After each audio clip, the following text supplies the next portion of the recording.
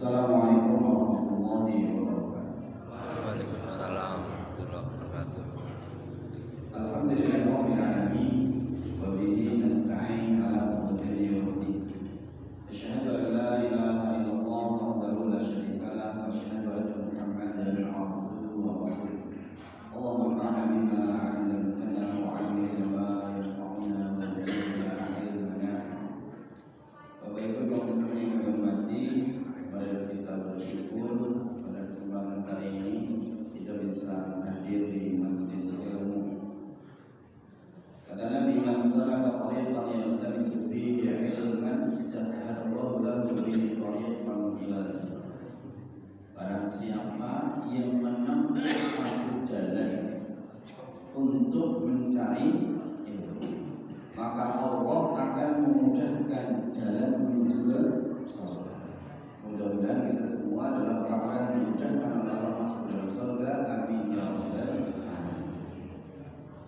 Salawat dan salam mudah-mudahan dilimpahkan kepada Nabi kita Muhammad sallallahu alaihi wasallam, keluarga, sahabat, umat yang senantiasa istiqomah di sisi.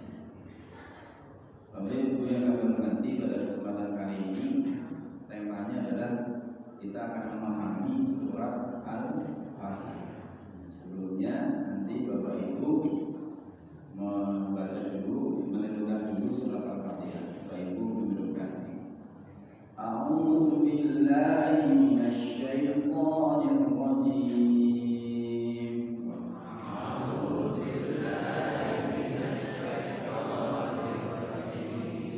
Bismillahirrahmanirrahim. Alhamdulillahi rabbil alamin.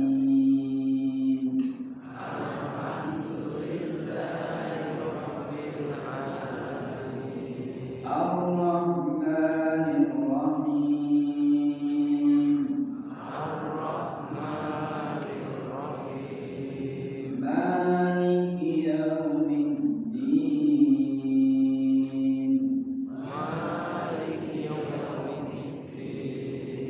Iyyaka na'budu wa iyyaka nasta'in.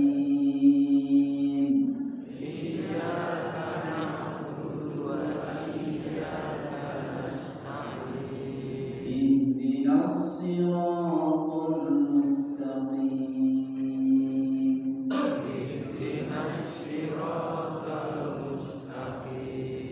Siratal ladzina an'amta 'alaihim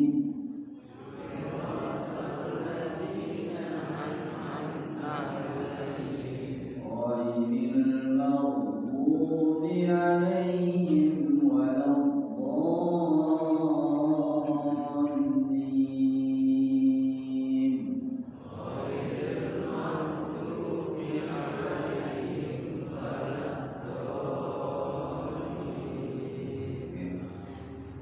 Bapak yang hormati, kita lihat Allah Subhanahu wa taala berfirman, Bismillahirrahmanirrahim. Nah, kalau mau baca Al-Qur'an, maka kita baca A'udzu billahi minasy syaithanir rajim. Ini disebut dengan isti'adzah. Isti'adzah. Apa itu isti'adzah? Isti'adzah itu adalah memohon perlindungan kepada Allah dari mara bahaya. Bahayanya sudah terjadi atau belum? Belum. Makanya kita minta permohonan supaya dilindungi dari mara bahaya. Kemudian ini disebut dengan isti'adzah. Meminta perlindungan kepada Allah dari mara bahaya yang belum terjadi. Ini disebut dengan apa tadi? Isti'adzah. Ada lagi, kalau kita minta tolong dari sesuatu kita supaya mendapatkan manfaat dan bisa menolak Allah, baik yang sudah terjadi belum terjadi. maka itu disebut dengan isti'anah. Nopo? Isti'anah. Jadi dua lagi isti'anah, isti'anah.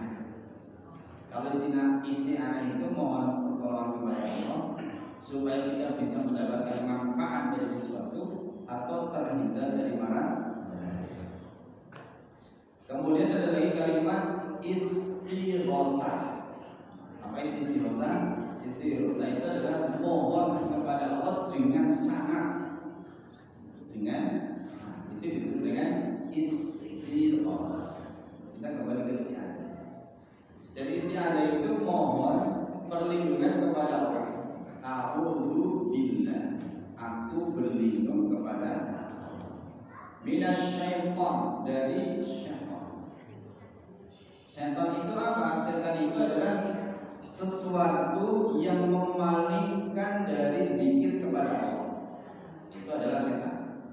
Maka setan itu ada dua, bentuknya jin dan bentuknya manusia. Minal jinnati.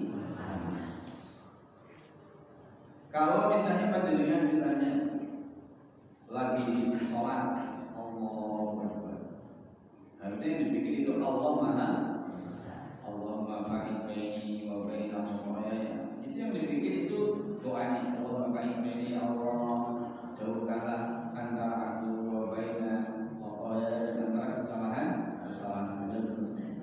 Yang dipikir itu artinya. Tetapi kadang-kadang kita itu yang dipikir itu mau masak apa ya? Kayaknya berambangan terus ditong. Itu belanja.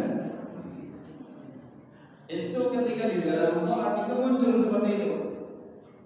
Itu dari setan apa bukan? Jadi dari setan. Yuwaswisu fi sudur. Setan itu membisikkan ke dalam dada manusia. Ini setan was-was. Kadang-kadang lagi mulai sesuatu, kamu tenang. Duitnya nanti banget. Kamu tahu kalian apa? Dompetnya kalian udah seberang kamu. Itu kamu ingat, karena tipu daya saya. Makanya kita berlindung kepada Allah dari hal seperti ini. A'udzu billahi minasyaitonir. Ar-rajim maknanya adalah dijauhkan dari rahmat Allah. Kita semua membutuhkan rahmat kasih sayang Allah Subhanahu. Sementara iblis, setan itu dijauhkan dari rahmat Allah. Makanya para ulama mengatakan setan itu adalah kembali kepada iblis. Iblis dan bala tentaranya itu. Nah, kemudian iblis ini adalah yang dilaknat oleh Allah Subhanahu. Itu mal'un, dilaknat oleh Allah Subhanahu. Maka dia disebut dengan ar-rajim, dijauhkan dari rahmat Allah. Jadi ini makna dari a'udzu billahi minasyaitonir. Nah, apakah a'udzu billahi minasyaitonir itu termasuk Al-Qur'an? Termasuk Al-Qur'an bukan? Bukan. Al-Qur'an apa? A'udzu billahi minasyaitonir. Kalimat ini bukan dari Al-Qur'an. Ini para ulama sepakat, terjemah ulama. Para ulama sepakat bahwasanya a'udzu billahi minasyaitonir bukan dari Al-Qur'an. Nah, kemudian ketika kita sholat habis takbiratul ihram, ketika sholat itu membaca ta'awudz apa tidak? Atau isti'adzah atau tidak? Membaca. Para ulama mengatakan setelah takbiratul ihram membacanya adalah setelah membaca iftitah, Allahu baini dan seterusnya selesai, berarti membaca a'udzu billahi minasyaitonir.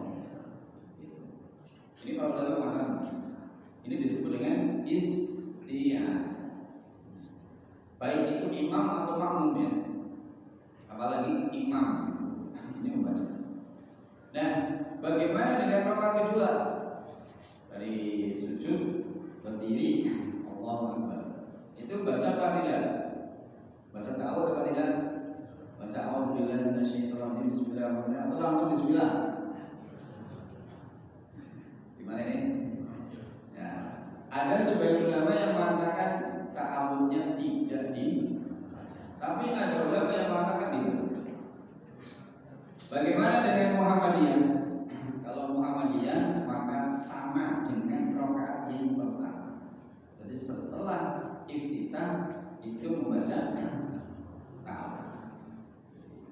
Jadi karena dalam tafsir disebutkan rakaat yang kedua sama dengan rakaat yang pertama kecuali iftitah. Itu lafaz himpunan putusan tafsir. Berarti kalau kita mengikuti tafsir Muhammadiyah berarti di rakaat yang kedua juga membaca apa? A'udzu billahi minasyaitonir rajim. Bismillahirrahmanirrahim. Amin. Ta'awudz. Dan kemudian yang kedua, kita masuk ke ayat yang pertama. Itu Bismillahirrahmanirrahim. Bismillah dengan nama Allah. Ar-Rahman Maha Pengasih, Ar-Rahim Maha. Bismillah fungsi B di sini dengan ada kalimat B itu termasuk huruf. Jadi ada bahasa itu ada isim, ada fiil, ada huruf. Dari bahasa mesti mudah. Ada isim, ada fiil, ada huruf. Isim kata benda atau kata sifat, fiil kata kerja, huruf ya huruf tidak bisa bermakna kecuali dia bersambung dengan yang lain. Nah, B ini termasuk huruf, masuk huruf. Nah, tetapi B ini walaupun huruf punya fungsi, Apa fungsinya? Satu adalah isti'anah. Makanya ketika dalam tafsir disebutkan bahwasanya ketika kita baca Bismillah itu musta'inan billah, minta tolong kepada Allah. Maka minta tolong ini disebut dengan fungsi B di sini adalah isti'anah, minta tolong, jaluk tolong. Contoh misalnya kita mau makan, kata Nabi kalau mau makan kul biyamini, makan dengan tangan kanan, samillah dan baca samillah wa kul biyamini, baca basmalah dan makan dengan tangan. Nah, kalau kita mau makan membaca bismillah, berarti kalau mau makan berarti kita minta tolong. Amin. Jadi kalau kita mau makan kemudian kita membaca bismillah berarti kita minta tolong kepada minta tolong dari apa? Mau makan dulu penting. Ada nggak yang makan itu jadi kesal? Ada. Makan jadi stroke? Ada. Nah, makannya nggak jelas. Makanya makan itu kita minta tolong. Kita mau apa saja itu minta tolong. Mau tidur minta tolong nggak? Mau tidur panjenengan minta tolong nggak kepada Allah? Dengan doa Bismillah. Fungsi kita tolong. Amin. Kita mau keluar rumah, Bismillahirrahmanirrahim. Tawakkaltu 'ala Allah wa la haula wa la quwwata illa billah. Minta tolong apa tidak? Kita mau masuk rumah, baca bismillah. Baca. Doanya gimana? Bismillahi walajna wa bismillahi kharajna wa 'ala Allahi rabbina. Ekor ya bismillah. Gitu. Seperti itu. Kita mau naik kendaraan, bismillah. Makanya apa saja yang baik-baik kita membaca apa? Bismillah. Yang kedua, fungsi bismillah adalah litabarruk, untuk mencari berkah. Jadi sesuatu yang kita makan, misalnya kita mau makan, maka kita membaca bismillah supaya ada keberkahan. Berkah itu apa? Berkah itu adalah dawamul khair wa kasrah. Jadi senantiasa di dalam kebaikan dan banyak. Wis apik terus akeh dan senantiasa terus-menerus baik. Ibaratnya berkah itu misalnya kita punya rumah, berkah ya orang cepat bodoh. Di situ untuk ngaji, di situ untuk pengajian. Banyak tamu yang dikasih hadiah. Itu namanya berkah. Jadi berkah menerus dalam kebaikan. Makanya kalau kita makan berkah, berarti makanan itu yang kita makan menjadi badan kita sehat. Ketika sehat kita bisa beribadah. Itu berkah. Berkah itu senantiasa di dalam kebaikan yang sifatnya terus menerus. Itu berkah. Kalau ada orang nikah kita mengatakan barakallahu wa baraka alaika wa jama'a bainakum bi. Kita mendoakan ya Allah mudah-mudahan engkau diberikan keberkahan. Berarti ketika nikah itu ada berkah terus menerus dalam kebaikan, dalam kondisi suka maupun duka. Karena yang namanya pengantin itu ya kadang-kadang rumah tangga itu kadang-kadang orang senangnya orang senang, tapi berkah. Kadang-kadang orang senang ya berkah. Sing wadon mandan kesemut ya. Jadi tetap saja berkah. Ada minta maaf. Sing jalur ngapras kadang masih pada mau. Kalau ada kesalahan di dalam rumah tangga, rumah tangga sing biasanya jalur ngapras disit, sing lanang masih pada sing waras ngalah. Sing pengen dapat pahala, ya yang minta maaf. Terutama yang salah. Anggap sing wadon orang jalur ngapura ya sebenarnya itu orang berlalu. Tapi kalau dalam kondisi marah biasanya setan datang memberikan pas di rumah tradisi salah berkait bojomu gitu. Tapi kalau minta maaf boleh nggak kalau tidak bersalah? Boleh. Sing salah saja ini sing lanang jane ya. Tapi sing jalur kamera sing wadon boleh nggak? Boleh. Jalur kurang panas gitu. Itu boleh saja. Dan itu berkah. Seperti itu. Jadi ini berkah di situ. Jadi ini doa dari tamu. Jadi kita kembali Bismillah. Jadi fungsi B adalah supaya kita mendapatkan apa tadi? Berkah. Bismillah. Allah berikan. Kemudian kita lihat Allah. Allah itu adalah nama bagi Allah dan tidak boleh nama ini diberikan kepada makhluk. Jadi nama Allah itu khusus bagi Allah, tidak boleh diberikan kepada makhluk. Misalnya ada nama Allah di situ, maka harus ada yang disandarkan. Misalnya ada yang namanya Abdullah. Jadi Allah tidak boleh, tapi hamba. Nama saya Amrullah. Jadi Amrullah berarti urusan Allah. Ini atau perintah Allah. Itu ada yang disandarkan. Nah kemudian kalimat berikutnya adalah Allah kembali. Allah itu adalah al-mustahiqu fil ibad. Allah itu adalah yang berhak untuk disembah. Selain Allah tidak berhak disembah. Ada nggak yang menyembah selain Allah? Ada yang menyembah matahari. Ada yang menyembah berhala. Yang disembah itu berhala apa jin? Yang disembah itu jin apa berhala? Ya. Jadi kalau Nabi Ibrahim mengatakan wala ta'budus syaitan, orang yang menyembah berhala itu dikatakan jangan menyembah setan. Itu kisahnya Nabi Ibrahim. Nah, ada yang menyembah matahari.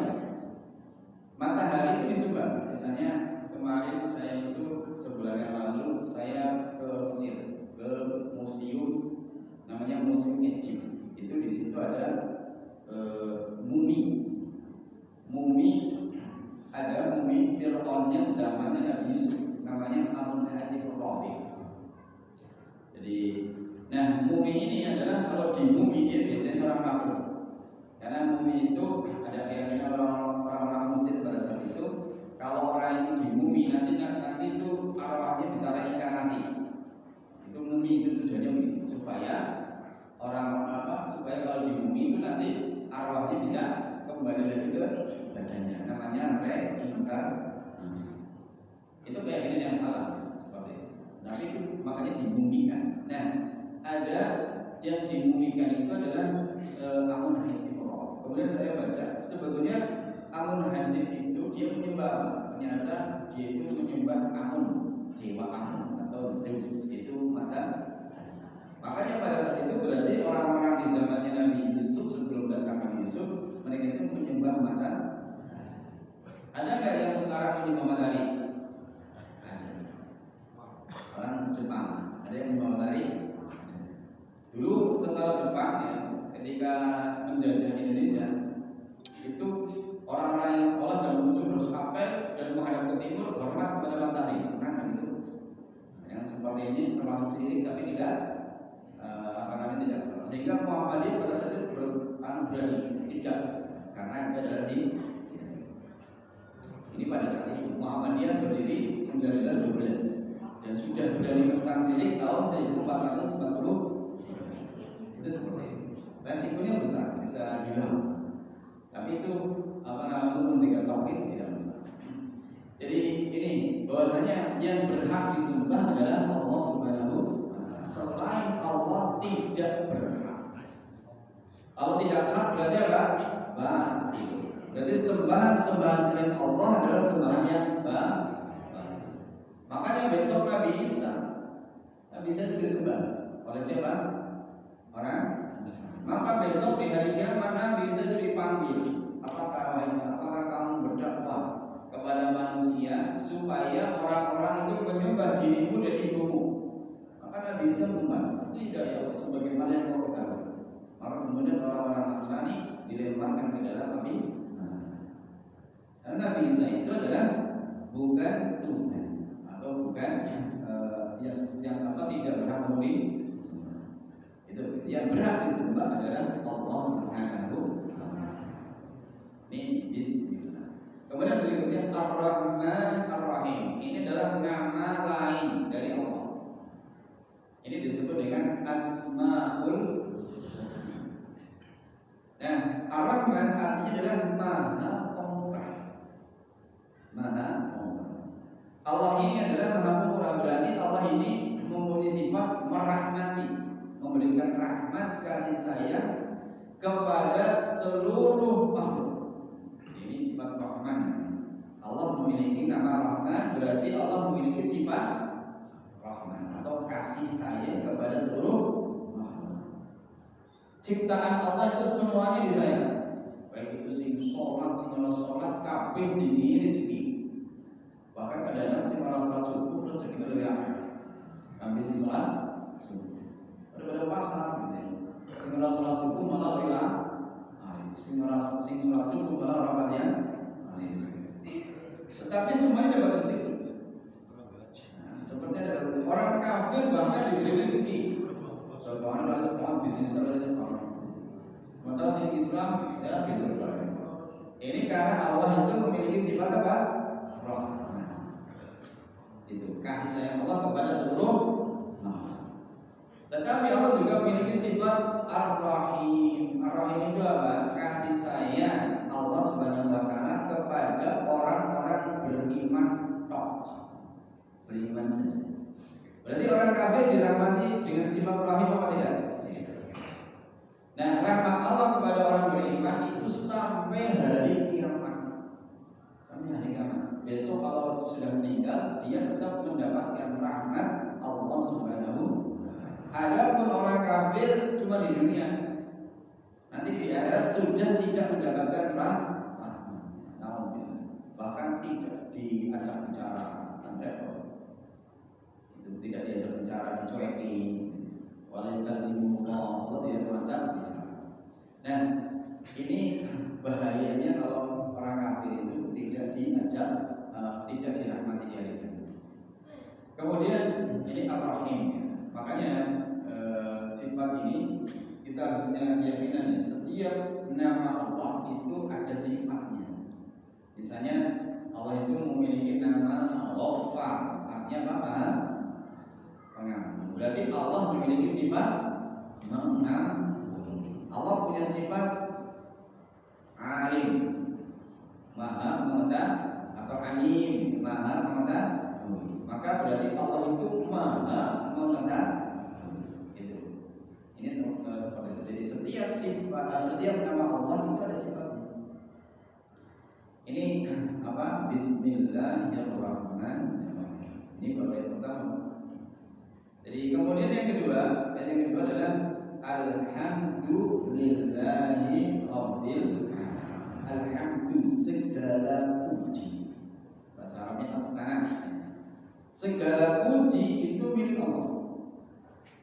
Segala puji adalah milik Allah. Berarti kita berhak apa enggak dipuji? Tidak. Karena Allah ganteng. Udah ganteng banget. Sampai di situ bapaknya. Dia punya anak pinter. Bapaknya dibilang begitu. Wah, putranya dengan pinter. Sampai di situ bapak. Boleh nggak yang seperti ini? Ya, kita mengucapkan alhamdulillah. Karena yang membuat pinter bapaknya bagus ya Allah. Yang membuat ganteng itu bapaknya bagus ya. Maka kita mengucapkan alhamdulillah. Segala puji itu milik Allah. Jadi, kemudian kalau kita bersyukur itu memuji kepada Allah, mengucapkan alhamdulillah karena Allah sudah memberikan nikmat kepada kita. Maka kita bersyukur dengan mengucapkan alhamdulillah. Berarti kalau alhamdulillah itu disebut dengan tahmid. Jadi alhamdulillah itu apa? Tahmid. Tahmid ucapan berarti alhamdulillah. Tasbih subhanallah. Takbir Allah. Jadi kalau misalnya takbir Allah Akbar, tahmid alhamdulillah. Nah, kalau tahmid tetapi kita meyakini bahwasanya Allah memberikan karunia, nikmat kepada kita, maka disebut dengan syukur. Jadi syukur itu kita bertahmid kepada Allah, mengucapkan alhamdulillah karena kita diberi nikmat. Ini disebut dengan syukur. Kita memuji Allah karena kita diberi nikmat. Dan nikmat yang diberikan oleh Allah kepada kita sangat banyak. Bahkan dalam ayat disebutkan wa in ta'uddu ni'matallahi la tuhsuha. Kalau kita menghitung nikmat yang diberikan oleh Allah kepada kita enggak bisa dihitung. Contoh ya Pak, kita itu di dalam tubuh kita dalam hadis Riyadhus Shalihin itu setiap orang itu diberi 350 sendi. 1, 2, 3, 4, 5. Jarinya saja, jari ini sudah 3 sendi. Dari ujung kepala sampai kaki itu sendinya berapa? 350 sendi. Kan tersincis, larang, sakit. Parah banget sendi harus ditepuk gitu. Kira-kira rekasannya nangis itu bisa sampai seharian. Ini baru 1 sendi sih sakit. Asam urat itu nikmatnya, padahal nikmatnya masih banyak sendi yang lain tidak sama. Makanya kata Nabi, kalau sebetulnya setiap sendi itu ada sedekahnya. Setiap sendi itu ada apa? Karena diberi kesehatan tiap hari, sendi ini masalah. Maka sebetulnya ada sedekah. Maka cukup sholat duha 2 rakaat bisa menggantikan sedekah yang sendi 350 gitu. Makanya kadang-kadang ada yang ngeluh, Ustaz gitu, sikile udah pegel, tangan juga udah pegel gitu. Kadang-kadang ada bilang, penjenengan kurang soda. Kenapa? Sendi itu adalah harus disoda. Maka banyak soda. Maka kata Nabi, "Dawu waqakum bis-shadaqah." Jadi sembuhkanlah penyakit kalian dengan apa? Sedekah. Itu hubungannya apa sedekah dengan sembuh? Itu karena perintah Nabi. Perintah tiba-tiba Allah memberikan kesembuhan. Walaupun tidak minum obat, tapi itu syar'i. Syar'i itu karena sesuai dengan syari. Itu seperti itu. Jadi ini kembali, alhamdulillah segala puji adalah milik kita, tidak berhak untuk dipuji. Kalau kita dipuji orang, alhamdulillah segala puji milik sampai di hayat kita nggak punya apa-apa, rezeki dari Allah. Kalau kemudian kita sampai di situ kan pintar, itu namanya ujub, bangga diri, karena dia lupa kepada Allah Subhanahu. Kemudian yang berikutnya Rabbil Alamin, Tuhan semesta. Kita lihat mana Rabb ya. Rabb itu biasa diartikan Tuhan, tetapi maknanya adalah yang pertama adalah Al-Khaliq. Allah itu yang mencipta. Mana Rabb? Jadi beberapa tahun yang lalu di sekitar 2015 itu saya pelatihan mubalik selama 6 bulan di pimpinan pusat Muhammadiyah Yogyakarta. Itu diantaranya penceramahnya adalah Ustaz Muhammad Muqaddas Ilsi. Dia keluaran dari Arab Saudi. Beliau mengatakan ini pimpinan pusat yang berbicara. Rabb itu sebetulnya tidak boleh diartikan dengan Tuhan, kata beliau. Coba kalau Tuhan yang banyak, Tuhan, Tuhan, maksudnya yang hantu katanya. Tetapi Rabb dia sebetulnya diartikan Rabb karena tidak bisa, kata Tuhan tidak bisa mewakili makna dari Rabb. Nah, Rabb itu apa? Rabb itu adalah Al-Khaliq. Al-Khaliq itu adalah apa? Yang mencipta. Jadi yang mencipta alam semesta. Alam semesta itu apa? Ya ciptaan Allah. Selain Allah adalah alam. Ada alam malaikat, ada alam jin, alam manusia, alam tumbuhan, itu alam semua. Alam itu adalah makhluk. Berarti Allah yang menciptakan alam semesta. Kita semua makhluk bukan? Makhluk. Kita semua alam. Berarti kita yang menciptakan adalah Allah. Kemudian yang kedua, Allah dari mana Rabb ini? Mana Rabb satu adalah Khaliq, yang kedua adalah Al-Malik. Allah itu yang memiliki. Bahasa Latin ini Allah pusing duit. Kita semua adalah milik Allah. Nah, kemudian yang ketiga Al-Mudabbir. Allah itu yang mengatur urusan kita. Rezekinya pirang. Sekarang ini rezekinya berapa, yang dimakan apa saja, itu yang sudah diatur belum? Sudah. Bahkan dia mau seperti apa hari ini Allah yang atur. Kita boleh merencanakan, tetapi yang mengatur itu semua adalah Allah Subhanahu. Namanya Al-Mudabbir. Makanya kalau orang-orang yang bertawakal kepada Allah itu karena dia meyakini Allah adalah yang Maha. Misalnya ya, Nabi Ibrahim dan keluarganya itu sangat takwa, sangat tunduk, patuh kepada Allah. Maka kemudian contoh misalnya Nabi Ibrahim itu punya 2 istri ya. Istri yang pertama namanya Sarah, istri yang kedua Hajar. Hajar dan Sarah ini sama-sama asli Nabi Ibrahim. Hajar ini aslinya adalah pembantunya Sarah, hadiah dari Raja Mesir. Nah, kemudian kata Sarah, Mas Ibrahim, ini Hajar ini kan orang mukminah, coba dinikah saja, barangkali punya anak. Maka kemudian setelah dinikah, ini lama-lama dulu, pertama apa yang namanya menjadi. Nah ini Sarah ini bilang sama Nabi Ibrahim, wahai Nabi Allah, ini dinikah saja. Maka barangkali punya anak. Maka kemudian Allah memberikan putra namanya Nabi Ishmael. Ketika sudah lahir bayi, ya namanya istri pertama ya biasa cemburu sama tentu cemburu. Maka kemudian Allah Subhanahu wa taala memerintahkan kepada Nabi Ibrahim untuk pindah. Hajar dipindah ke Mekah, Palestina ke Mekah. Jaraknya berapa? Ribuan kilo. Kalau pakai pesawat itu 1 jam. Pesawat itu 1 jam lebih. Pesawat itu kecepatan di atas udara ketika 10.000 km di atas daratan itu kecepatannya 920 km per jam. Ini cepat ya Bu? 920 km per jam ya. Kalau saya nonton ya, nonton itu kalau lagi pesawat itu kan di depan kita kan ada layar, jadi pencet klik nanti pesawatnya lagi di mana, kecepatan berapa itu ada. Ada yang bilang Arabia, ada yang pakai Inggris, ada yang pakai Inggris.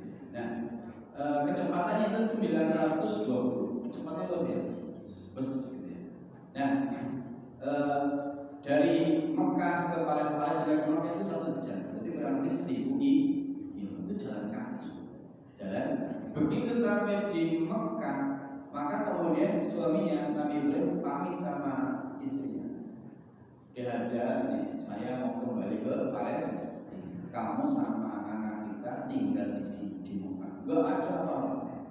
Jalan 1000 kilo. Gak ada apa-apa, ditinggal. Nah, kemudian sebagai seorang istri yang ngejar Nabi Ibrahim jalan pulang ngejar. Wah, suamiku kenapa aku ditinggal di sini kan gitu. Nah, kemudian Nabi Ibrahim mutu waktu terus tidak menghiraukan dalam kedua harus jalan terus. Kemudian Hajar ini tanya lagi kepada suaminya, wahai suamiku, apakah ini perintah dari Allah? Ya, ini perintah dari Allah. Maka Hajar kembali. Ya, itu cuma disamoni korma sama air zam-zam sama air.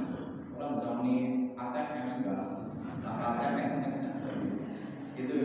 Nah, di situ nggak ada apa-apa. Nah, tidak berapa lama airnya habis. Putranya Ismail nangis. Lalu kemudian Hajar mencari air ke Safa Marwah sampai 7 kali. Dan kemudian dia melihat zam-zam di sekitar anaknya. Ini kemudian itu ketabahan Hajar luar biasa, pasrahnya luar biasa. Karena yakin bahwasanya Allah itu yang mengatur Rob. Makanya kemudian pasrah yakin. Maka kemudian karena Allah yang memerintahkan sesuatu, pasti Allah akan mengatur. Maka tawakal yang biasa, yang jarang yang di alam yang keyakinan yang seperti ini dimiliki oleh orang sekarang. Sehingga kemudian Allah memudahkan urusan Hajar dan putranya. Maka kemudian diberi air yang zam-zam ini bisa kita nikmati sekarang sampai sekarang. Sing ora kaji PBB dalam bisa minum air. Maka sing kaji 40 dina unggal tidak minum zam-zam. Itu. Apalagi di Mekah Madinah itu di setiap tempat itu ada zam-zam. Mau yang dingin apa yang hangat ada. Itu nikmatnya di Madinah Mekah itu.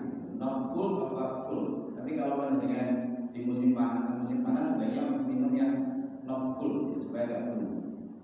Itu begitu. Kita kembali. Jadi kita harus yakin bahwa Allah itu yang mengatur urusan kita semua. Jadi yakin bahwa Allah itu yang mengatur urusan kita semua. Kemudian apabila yang kami hormati ini Rabbil Alamin. Allah itu yang menciptakan, mengatur dan memiliki dan mengatur urusan kita semua. Ini namanya Alhamdulillahi Rabbil Alamin. Kemudian yang berikutnya Ar-Rahmanir Rahim. Ini sudah Ar-Rahman Rahim. Allah adalah yang maha pengasih lagi maha. Ini sudah. Satu yang lagi. Maliki Yaumiddin. Malik ada dialek lagi yang bahasa Malik pendek. Kalau Malik itu adalah artinya yang menguasai atau yang memiliki. Kalau Malik itu raja. Malik Yaumiddin berarti yang menguasai atau yang memiliki Yaumiddin, hari pembalas. Atau disebut dengan Yaumul Jaza atau Yaumil Jaza, hari pembalas. Nah, Allah di sini adalah raja, menguasai. Dan kemudian ada yang bertanya, apakah kenapa di dalam surat Al-Fatihah ini Allah hanya berfirman yang menguasai hari pembalas atau raja atau yang merajai hari pembalas? Apakah sekarang ini Allah bukan raja? Allah hari ini raja atau bukan? Raja. Tetapi kata para ulama, ada sekarang ini yang tidak percaya, tidak beriman bahwasanya Allah itu raja. Ada orang ateis tidak percaya kepada Allah. Tapi di hari kiamat semua makhluk yakin percaya bahwasanya Allah adalah raja. Maka ini makna dari Maliki Yaumiddin. Nah, hari kiamat itu di sini disebutkan Yaumiddin, hari pembalasan. Maka di hari kiamat adalah al-jaza. Bahwasanya hari kiamat adalah pembalasan. Sudah tidak ada amal Di hari kiamat sudah tidak ada amal. Dulu barangkali di dunia utang urung bayar, ketemu nanti di walaupun saya merah. Misalnya ya, jeneng bin Klawen urung bayar saya itu kira-kira ditagih apa tidak? Tagih. Bisa jalur laporan badan ngapura bunyo berkelawen. Itu bahasanya kira-kira. Itu kira-kira bisa nggak? Nggak bisa. Kalau sekarang kurang 1000 bisa ada telepon anu belum betul-betul 1000 ini belum diikhlaskan. Kalau di dunia bisa nggak? Bisa. 1000 sama. Ini benar-benar harus sedikit. Tapi kalau di akhirat nanti nggak bisa.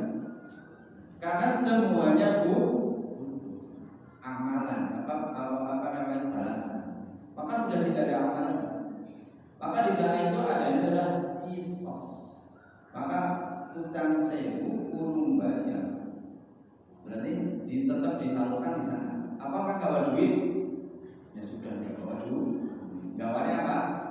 Amal, kebaikan.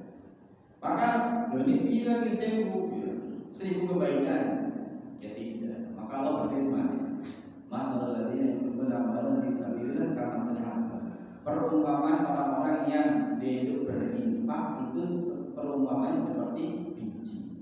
Setiap biji menumbuhkan 7 batang. Setiap batang menumbuhkan 100 biji. Berarti 700 kali lipat. Berarti ada sebagian orang yang mengatakan duit utang 1000 nyalutai di akhirat nanti 1000 kali 700. Berapa? 700.000 kebaikan. Ini baru 1000. Yang dalam 1.000.000 700 juta. Makanya banyak orang yang bangkrut.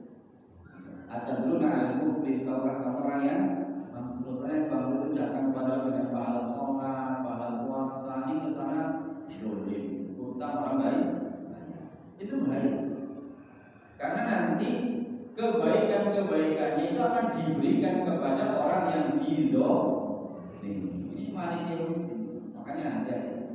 Makanya kata para ulama, kalau membaca surat ini, ayat ini setiap rakaat itu adalah tadzkir, peringatan bahwasanya kita itu akan menghadapi hari kiamat, jadi hari pembalasan. Semuanya ada balasannya.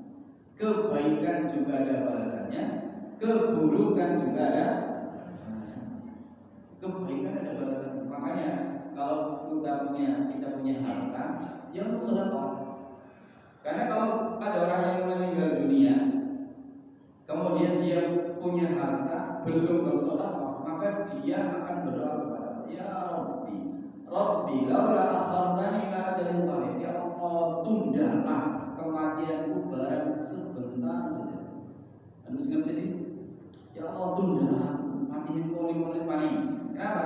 Fa'as-sadaqah, saya akan bersama. Bisa enggak? Bisa. Karena kalau Allah sudah menentukan kematian seorang, ya sudah, tidak bisa diajukan, tidak bisa diundur. Mau disediakan manusia. Beda dengan Nabi. Ketika Nabi Musa ditanya, wahai Nabi Musa, saya itu malaikat maut akan mencabut nyawamu. Akan Allah memberi pilihan kepadamu, mau mati sekarang apa mati beberapa tahun lagi. Kira-kira Nabi Musa milih kawan. Oh, sedikit mau langsung. Itu Nabi Musa. Sekarang siap. Kalau panjenengan, kalau kita ya, kira-kira mati sekarang apa 3 hari lagi? Terus dinamai kalau tidak siap lagi. Itu. Tapi kalau Nabi sekarang, karena sudah siap. Itu keistimewaan Nabi kan begitu. Jadi kadang-kadang malaikat mau tahu itu diambil dulu. Itu Nabi Musa. Gitu. Nah, kalau Nabi kan kadang-kadang tahu, Nabi Sulaiman juga begitu. Sekarang siap. Kalau kita kan, ya kalau bisa yang esok mati gitu ya. Tetapi adanya penyesalan kalau sudah meninggal dunia, kepengennya bersolat. Fasad taqwakum minal sholihin. Saya bersedekah dan saya akan menjadi orang yang saleh. Makanya bagaimana kalau kita punya harta ya sebelum meninggal sudah saja. Kadang-kadang itu hemat-hemat gitu. Kadang-kadang ada orang yang sudah punya harta di mana-mana. Itu saudara banyak hemat. Kalau orang itu mau meninggal dunia kok apa? Urusan di sana itu sangat. Makanya kata Nabi dalam hadis, saya melihat surga yang di sana itu kebanyakan orang miskin. Orang kaya kemana? Orang yang kaya itu tertunda masuk ke dalam karena tertunda dengan apanya? Kemudian kata Nabi, saya melihat neraka dari pintu neraka. Maka kata Nabi, saya melihat penduduk neraka kebanyakan itu ibu-ibu. Kenapa begitu kata Ibnu Abbas dalam tafsirnya? Karena ibu-ibu itu adalah kurang bersyukur kepada suami. Itu karena kurang bersyukur kepada suami. Kadang-kadang gitu istrinya sebenarnya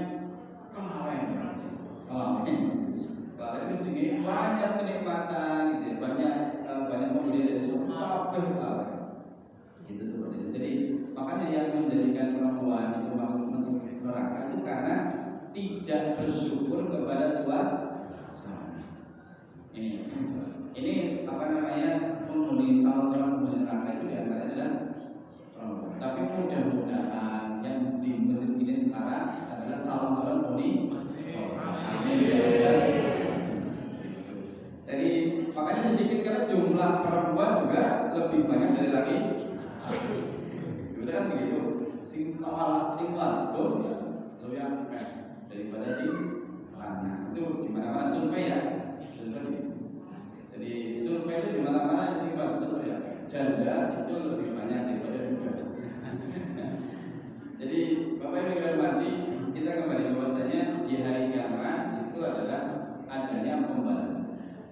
Nah, hari kiamat itu sebetulnya mulai kapan? Kan pertanyaan. Maka kata para ulama, man mata qad qamat qiyamatuh. Barang siapa yang meninggal dunia berarti sudah tegak kiamat. Berarti harus mati berarti siap. Berarti kalau sudah meninggal ada amal atau tidak? Sudah tidak bisa amal. Sudah tidak bisa amal. Tetapi ada amal-amal yang pahalanya mengalir. Idama dan Adam yang qata amalu kami. Jika anak Adam meninggal dunia, manusia mati, maka ada semua amalan terputus kecuali tiga. Satu, sedekah. Sedekah itu ada dua. Sedekah yang jariyah mengalir, ada sedekah yang tidak mengalir. Contoh yang tidak mengalir memberi makan orang miskin, pahalanya terbesar, tapi tidak mengalir. Ya bukan berarti aja ngasih orang miskin, pahalanya sangat besar. Ada juga yang pahalanya mengalir, pakan untuk masjid, bangun masjid. Sepanjang tanahnya dipakai untuk ibadah, dia dapat aliran pahala. Itu namanya amal jariyah. Jadi kadang-kadang ya ada yang amal untuk yang tidak jadi. Yang jadi itu kan semuanya amal. Walaupun meninggal dunia, sepanjang tanah itu masih dipakai, dia dapat pahala. Makanya kalau jariyah itu juga cerdas. Kira-kira sing arep dibunuh, Anggar sing arep dibunuh ya cari dulu yang cerdas, karena itu kemanfaatan kita. Kadang-kadang orang wakaf itu kalau saya perhatikan itu ada kepentingan. Pokoknya ini rumah ini kalau bisa buat inilah. Ya di sini sampai yang ngaji di sini gitu ya. Karena di sini kalau bisa buat masjid, orang-orang bisa masjid. Akhirnya ada kepentingan. Gitu ya. Jadi kalau misalnya wakaf itu yang kira-kira dapat bisa dimanfaatkan. Kadang-kadang orang yang wakaf itu wakafkan rumah, pengen jadi masjid, orang bisa masjid gitu. Jadi seperti itu. Jadi kadang-kadang masjidnya tidak. Makanya kalau wakaf itu jangan ada kepentingan. Udah yang penting maslahat, manfaat, kemudian dipakai pahala kita itu ikhlas. Itu seperti itu. Kalau kemudian ada syarat itu yang menyulitkan nadir. Nadirnya itu jadi angin. Itu seperti itu. Jadi kadang-kadang nanti terbengkalai, nanti tidak dapat manfaatnya. Ini jariyah. Kemudian kalau tidak jariyah ya sudah meninggal sudah selesai. Ini seperti itu. Jadi man mata qad qamat qiyamah. Barang siapa yang meninggal dunia sudah tidak ada amal. Makanya sebelum meninggal dunia kalau bisa amal jariah. Kita punya ilmu dikeluarkan ilmunya. Kita punya anak soleh dididik menjadi anak yang soleh. Karena anak yang soleh ini yang akan bermanfaat. Anak yang mendoakan kedua orang tua, dia berbuat kebaikan itu soleh. Terus orang siji orang soleh mana? Gitu ya. Mending anak kayak tapi soleh. Sing doa anak. Jadi kadang-kadang itu anak kayak sidik tapi orang soleh. Makanya yang paling bagus itu anaknya banyak tapi soleh. Sehingga mana doa gitu. Bagus itu namanya pahalanya mengalir. Jadi Bapak Ibu kami hormati, ini ayatnya ke-4 ini. Jadi maliki yaumiddin. Ini setelah meninggal dunia, maka itu di alam barzakh. Jadi namanya di alam barzakh. Di alam barzakh sampai kapan? Ya sampai ribuan tahun, sampai datangnya hari kiamat. Setelah itu kemudian dibangkitkan oleh Allah, dikumpulkan di padang mahsyar. Itu sampai ribuan tahun. Jadi dalam surat Al-Ma'arij disebutkan di padang mahsyar itu adalah biyaumin kana miqdaruhu 50 alf sanah. Di padang mahsyar itu satu harinya setara dengan 50.000 tahun. Itu lama. Ada konsumsi apa tidak? Ya Allahu ada konsumsi, ada umat Nabi Muhammad namanya Al-Kautsar, telaga Al-Kautsar. Kalau kafir, orang kafir dapat konsumsi apa tidak? Ya tidak. Dapat minumnya orang kafir itu di neraka. Al-Ataka hadis wasyiyah wujuh yawmaidin wasyiyah kamilatun nasibah tasla narun hamiyah. Orang-orang kafir itu dilempar ke dalam neraka. Tusqa min ainin aniyah. Mereka itu baru diberi air minum dari air yang sangat manis. Itu di neraka, di padang mahsyar enggak ada. Yang dapat konsumsi itu ya kaum umat Nabi Muhammad, namanya telaga Al-Kautsar. Airnya lebih manis dari susu, lebih putih dari lebih manis dari madu, lebih putih dari susu. Barang siapa yang bisa minum air telaga tersebut tidak haus selamanya. Itu konsumsi di padang mahsyar. Nah, bagaimana caranya? Kita mengikuti sunnah Nabi Muhammad SAW. Karena ada kaum muslimin yang terusir. Merah telaga Al-Kautsar tidak boleh. Karena apa? Diusir oleh orang itu, dipukuli keluar. Kemudian Nabi tanya, itu umatku. Kemudian dikatakan, itu adalah umatku, tapi kamu tidak tahu apa yang dilakukan setelah kamu meninggal. Artinya dia berbuat bid'ah. Ketika beribadah tidak sebagaimana yang dicontohkan oleh Rasulullah SAW. Makanya bahaya. Kalau kita ibadah yang ikuti contoh Nabi, sehingga kemudian kita punya kesempatan minum air telaga Al-Kautsar. Itu ini di akhirat nanti. Setelah itu baru hisab. Itu dibaca semua timbangannya, amalnya, kemudian ditimbang. Kalau timbangan kebaikan lebih banyak masuk surga. Kalau timbangan keburukannya lebih banyak masuk neraka lebih dahulu. Tapi kalau dia mukmin tidak syirik, maka dia pasti masuk surga. Tapi orang kafir yang nggak bisa masuk surga, dia kekal di dalam neraka. Jadi itu yang bisa disampaikan oleh Ibu yang berhormati.